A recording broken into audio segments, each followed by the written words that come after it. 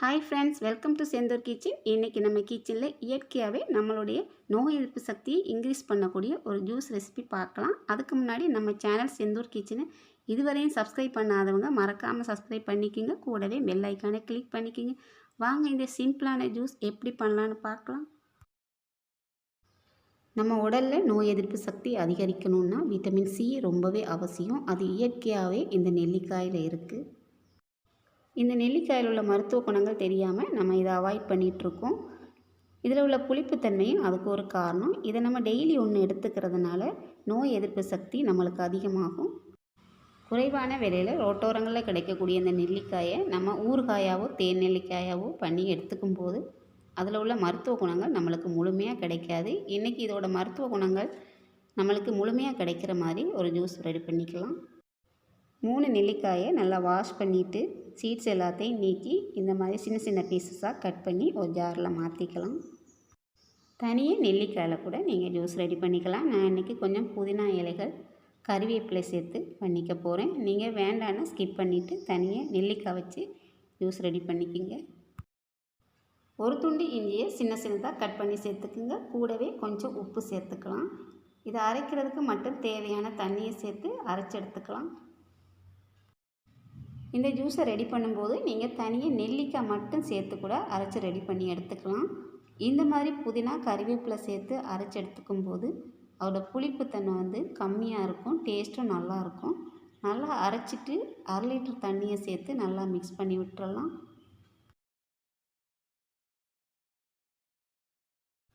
நல்லா மிக்ஸ் பண்ணிவிட்டு ஒரு ஃபில்டர் வச்சு நம்ம ஃபில்டர் பண்ணி எடுத்துக்கலாம். பாருங்கள், பார்க்குறதுக்கே ஃப்ரெஷ்ஷாக நல்ல க்ரீன் கலரில் இருக்குது.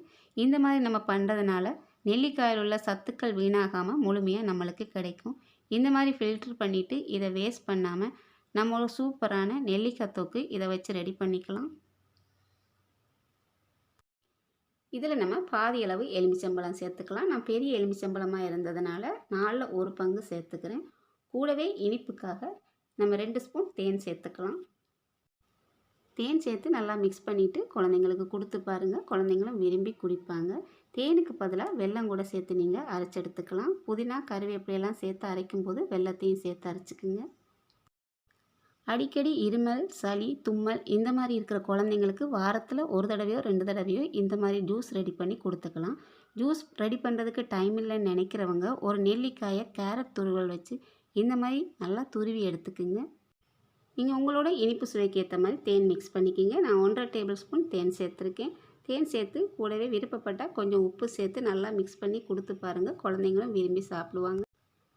அதிகமாக நம்ம நெல்லிக்காயை ஊறுகாயாவோ தேன் நெல்லிக்காயாவோ தான் சாப்பிடுவோம். அந்த மாதிரி சாப்பிட்றதுனால நம்மளுக்கு நெல்லிக்காயோட மருத்துவ குணங்கள் முழுமையாக கிடைக்காது.